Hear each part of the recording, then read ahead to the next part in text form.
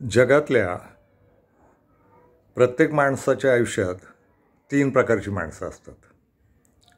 एक, आपल्याला आवडणारी माणसं. 2, आपल्याला न आवडणारी माणसं. आणि 3, ज्यांच्याबद्दल आपल्याला आवडही नसते आणि नावडही नसते. आणि याचा आणखी एक तिघांचा मिळून एक उपगट होतो. जर आपलं काही काम असेल एखाद्या माणसाकडं तर तेवढ्यापुरता तो माणूस आवडतो. म्हणजे गरजेनुसार आवडणारी माणसं आणि गरज संपली की न आवडणारी माणसं, हा एक उपगट असतो.